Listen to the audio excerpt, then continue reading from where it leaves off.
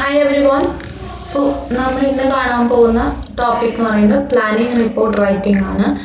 കഴിഞ്ഞ ക്ലാസ്സിൽ നമ്മൾ നേരിട്ട് കണ്ടിരുന്ന സമയത്ത് നമ്മൾ ഇതിനെക്കുറിച്ചിട്ട് ഡിസ്കസ് ചെയ്തിട്ടുണ്ടായിരുന്നു. സോ മെയിൻലി 3 സ്റ്റേജസ് ആണുള്ളത്: organisations or structure, then writeup, then documentation. Okay, so first of all എന്താണ് നമ്മൾ ഈ പറഞ്ഞിട്ടുള്ള പ്രോബ്ലം കണ്ടുപിടിച്ചതിന് ശേഷം ആ പ്രോബ്ലത്തിന് നമ്മൾ എന്ത് ചെയ്തു? ഒബ്ജക്റ്റീവ്സ് സെറ്റ് ചെയ്ത് സ്റ്റേറ്റ്മെൻറ്റ് ഓഫ് പ്രോബ്ലം ഒക്കെ സെറ്റ് ചെയ്തതിന് ശേഷം data collection, research design prepare ചെയ്തതിന് ശേഷം ഡാറ്റ കളക്ഷൻ ചെയ്ത് അനാലിസിസ് ആൻഡ് ഇൻ്റർപ്രിട്ടേഷൻ ചെയ്തതിന് ശേഷം we have to prepare a report. Okay, report prepare ചെയ്യുന്നതിനായിട്ടുള്ള സ്റ്റേജസ് ആണ് പറയുന്നത്. സോ ഫസ്റ്റ് ഓഫ് ഓൾ നമുക്ക് എന്താണ് ഈ കളക്ട് ചെയ്തിട്ടുള്ള സംഭവങ്ങൾ, അതായത് നമ്മുടെ ഈ പല പ്രോസസ് സ്റ്റെപ്പുകളായിട്ടാണ് ഇത് ചെയ്തിട്ടുള്ളത്. സോ ഇതല്ലാതെ നമുക്ക് എന്താണ് കൃത്യമായിട്ട് ഓർഗനൈസ് ചെയ്യണം. ഓക്കെ, കൃത്യമായിട്ട് ഓർഗനൈസ് ചെയ്യുക എന്നുള്ളതിൻ്റെ ആ ഒരു ലോജിക്കലി അറേഞ്ച് ചെയ്യുക, അറേഞ്ച്മെൻറ്റ് ഓഫ് ഐഡിയാസ്, അതിനെയാണ് organisation of structure of A research report എന്ന് പറയുന്നത്.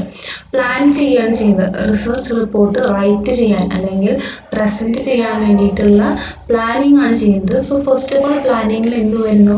ഓർഗനൈസ് ചെയ്യുകയാണ് ചെയ്യുക. നമ്മുടെ വേരിയസ് ഐഡിയാസ്, നമ്മൾ ഇത്രയും കളക്ട് ചെയ്ത് വെച്ചിട്ടുള്ള വേരിയസ് ഐഡിയാസിനെ നമ്മൾ എന്ത് ചെയ്യുന്നു? ലോജിക്കലി അറേഞ്ച് ചെയ്ത് എടുക്കുകയാണ് ചെയ്യുന്നത്. The organizational structure of the research report forms the base for preparing the research report. The researcher is required to plan how to arrange his ideas in a logical and sequential order. A well-created form will help to overcome wrong emphasis.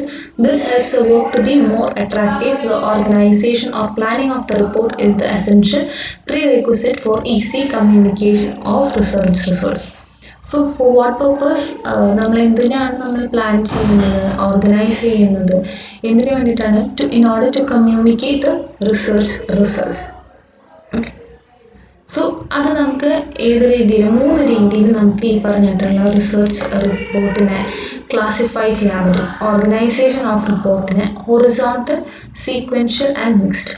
So horizontal എന്ന് പറയുന്ന സമയത്ത് topic, sub topics എന്നുള്ള രീതിയിൽ നമ്മൾ research റിപ്പോർട്ടിനെ organise ചെയ്യാണ് ചെയ്യുന്നത്. Okay, that is horizontal. These forms are not applicable in all research communications. The horizontal organization indicates topics and subtopics in the research report. The topics and subtopics are the basic to the writing and they are interrelated with each other. It is appropriate to research on current problems. So current problemsനെ കുറിച്ചിട്ടൊക്കെയാണ് study ചെയ്യുന്നതെങ്കിൽ horizontal organisation ആയിരിക്കും കുറച്ചും കൂടി നല്ലത്. Okay, then majority of the project belongs to this categories. In sequential ഫോമിൽ എന്താണ് സംഭവിക്കുന്നത്? It gives emphasis to time and developmental status. Okay, developmental ആസ്പെക്ട്സിന് ആൻഡ് ടൈമിനൊക്കെയാണ് സീക്വൻഷ്യൽ ഇമ്പോർട്ടൻസ് കൊടുക്കുന്നത്. ദെൻ മിക്സ്ഡ് എന്ന് പറഞ്ഞിട്ടുണ്ടെങ്കിൽ ഇതിൻ്റെ രണ്ടിൻ്റെ ഒരു കോമ്പിനേഷനാണ്. Mixed of horizontal and sequential ഓർഗനൈസേഷനാണ് മിക്സ്ഡ് ഓർഗനൈസേഷൻ എന്ന് പറയുന്നത്. ഇനി നമുക്ക് എന്താണ് പഠിക്കാനുള്ളത്? സോ ഓർഗനൈസേഷൻ കഴിഞ്ഞ് കഴിഞ്ഞിട്ടുണ്ടെങ്കിൽ we have to study about writing up.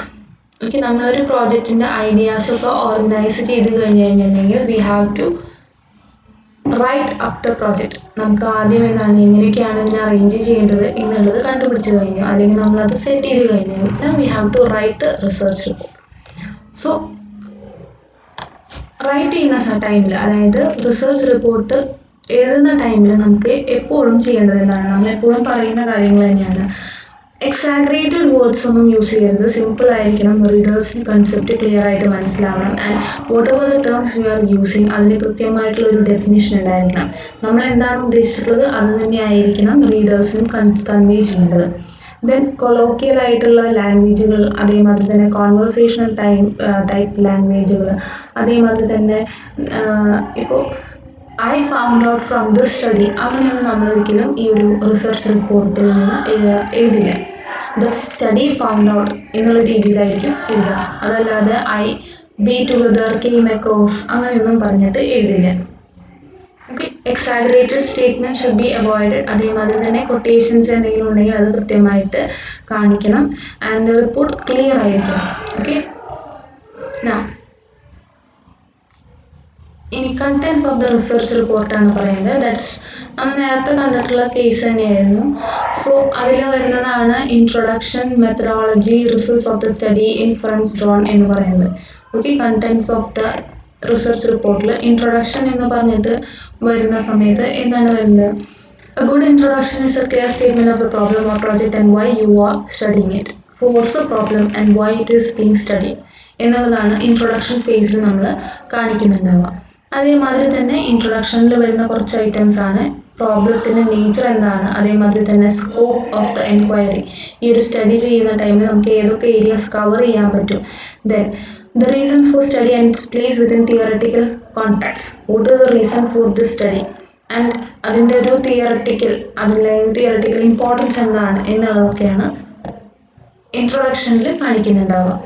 Then importance of the study, അതേമാതിരി തന്നെ റിസർച്ച് റിപ്പോർട്ടിൽ നിങ്ങളുടെ പ്രോജക്റ്റ് പ്രിപ്പയർ ചെയ്യുന്ന ടൈമിൽ ഇൻട്രൊഡക്ഷനിൽ വരുന്ന കുറച്ച് കാര്യങ്ങളൊക്കെ തന്നെയാണ് ഇതിൽ പറയുന്നത്. നേച്ചർ എഴുതുന്നതാണോ നിങ്ങൾ, സ്കോപ്പ് ഓഫ് ദ സ്റ്റഡി എഴുതും, സിഗ്നിഫിക്കൻസ് ഓഫ് ദ സ്റ്റഡി എഴുതും. സോ സിഗ്നിഫിക്കൻസ് എന്ന് പറയുന്നതാണ് ഇമ്പോർട്ടൻസ് ഓഫ് ദ സ്റ്റഡി എന്ന് പറയുന്നത്. Okay, now dual objectives fulfil ചെയ്യാൻ വേണ്ടിയിട്ടാണ് ഇൻട്രൊഡക്ഷൻ എഴുതേണ്ടത്. What is that? To introduce the problem in a suitable context and to arouse the readers interest.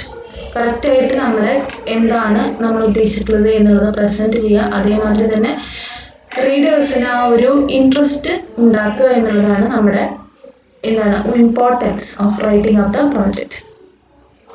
ഞാൻ introductory ചാപ്റ്ററിൽ വരുന്ന കുറച്ച് കാര്യങ്ങളാണ് പറയുന്നത്. The purpose of the study, അതേമാതിരി തന്നെ ജസ്റ്റിഫിക്കേഷൻ ഫോർ ദ സ്റ്റഡി, അതായത് അത് എന്ത് എസ്റ്റാബ്ലിഷ് ചെയ്യും, ആ ഒരു സ്റ്റഡിയുടെ ഇമ്പോർട്ടൻസ് എസ്റ്റാബ്ലിഷ് ചെയ്യും എന്നാണ് പറയുന്നത്. Then A preview of the organisation of the rest of the report. ഈ ഒരു റിപ്പോർട്ടിൻ്റെ ബാക്കി ഭാഗങ്ങൾ എന്തൊക്കെയായിരിക്കും, അതല്ലെങ്കിൽ ഫുൾ ഓൺ എന്തായിരിക്കും എന്നുള്ളതൊക്കെ കാണിക്കാൻ വേണ്ടിയിട്ട്. Now a concise statement of the sources of data, experimental procedure, sources of data use ചെയ്തിട്ടുള്ളത് എന്താണ്, റിസർച്ച് മെത്തഡോളജി ആണ് ഉദ്ദേശിക്കുന്നത്. അതൊക്കെ ഈ പറഞ്ഞിട്ടുള്ള ഇൻട്രൊഡക്ഷൻ ഫേസിലായിരിക്കും വരുന്നുണ്ടാവും. Then next one statement of problem. Okay, statement of പ്രോബ്ലത്തിൽ നമ്മൾ പറയുന്നത് എന്താണ് പറയുന്നത്?